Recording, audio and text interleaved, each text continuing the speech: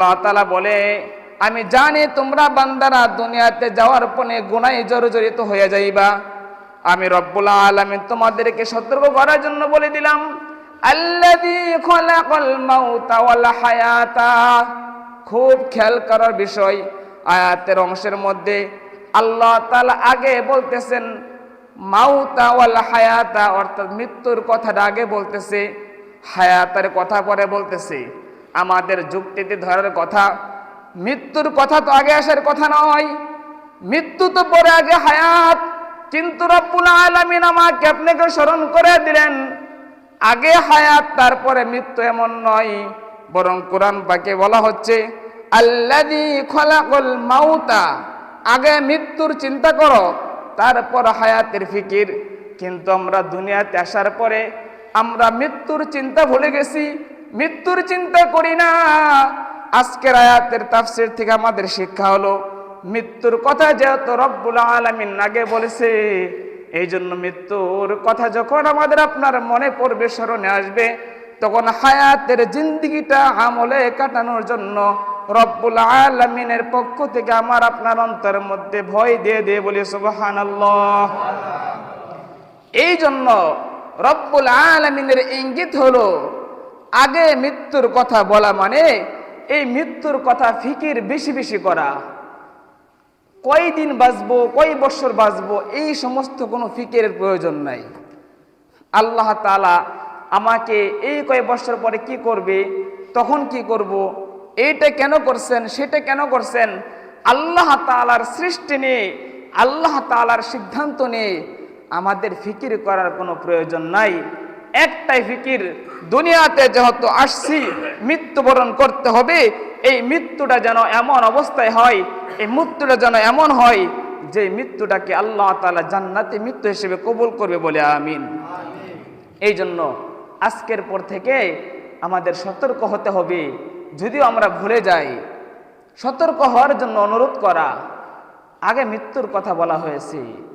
আমার আপনার হায়াতের জিন্দেগির প্রতিটা ধাপে ধাপে যদি মৃত্যুর কথা স্মরণ থাকে, অন্তরে যদি এটা লালন করতে পারি, একজন মানুষ যে দৈনিক কমপক্ষে 50টি বার মৃত্যুর কথা স্মরণ করে, ওই মানুষ দ্বারা কখনো গুনাহ হবে না, ওই মানুষ দ্বারা কখনো পাপ কাজ হবে না, ওই জবান দ্বারা কখনো মিথ্যা বলবে না, ওই হাত দ্বারা কখনো গুনাহ স্পর্শ করবে না, ওই পা দ্বারা কখনো গুনার স্থানে কদম বাড়াবে না, ওই মেধা শক্তি দ্বারা কখনো গুনাহ নিয়ে ফিকির করবে না।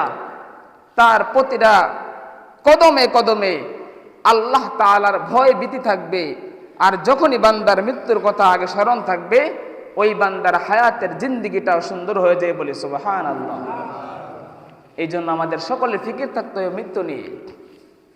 এই আয়াতের তাফসীর পড়তে যে আমরা হুজুরদেরকে মাঝে মাঝে প্রশ্ন করতাম, হুজুর আল্লাযী খলাকাল মাউতা ওয়াল হায়াতা, আমাদের তো মৃত্যু আগে, আমাদের তো হায়াত আগে, হায়াতের জিন্দেগিটা আগে, মৃত্যু পরে।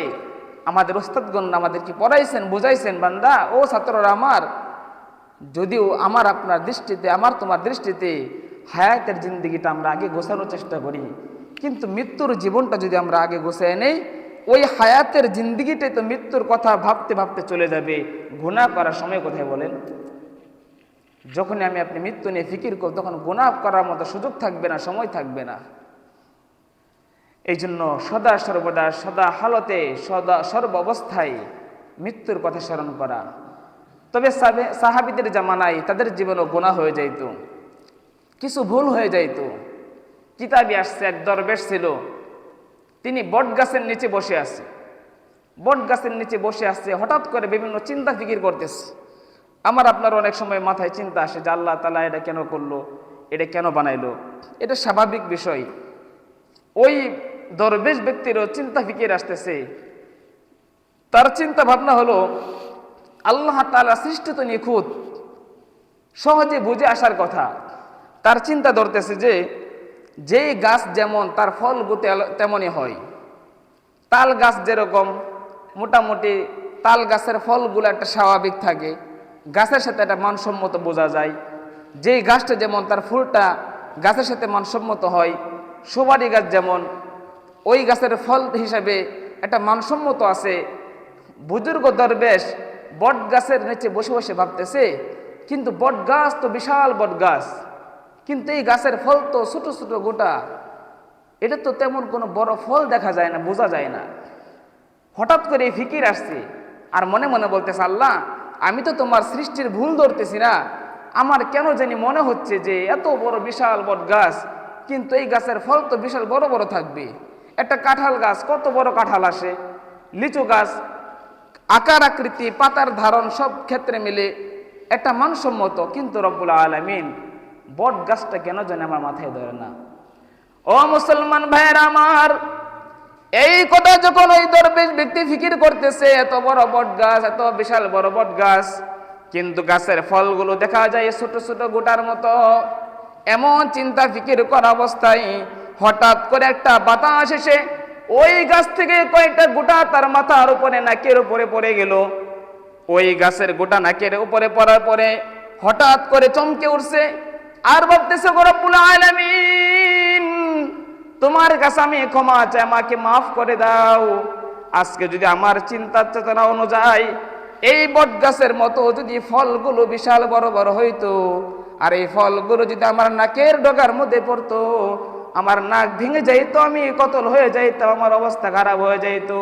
ওগো রব্বুল আলামিন তোমার সৃষ্টি সত্য, তোমার চিন্তা চেতনা সত্য, আমার ধারণা ভুল ছিল রব্বুল আলামিন।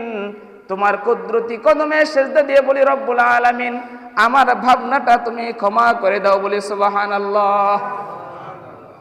এরকম দেখবেন আমাদের চিন্তা ফিকিরগুলোর মধ্যে যদি এমন কোন চিন্তা ফিকির চলে আসে, তখন বুঝতে হবে না না, রব্বুল আলামিনের সিদ্ধান্ত যেটা সেটাই মূল সিদ্ধান্ত।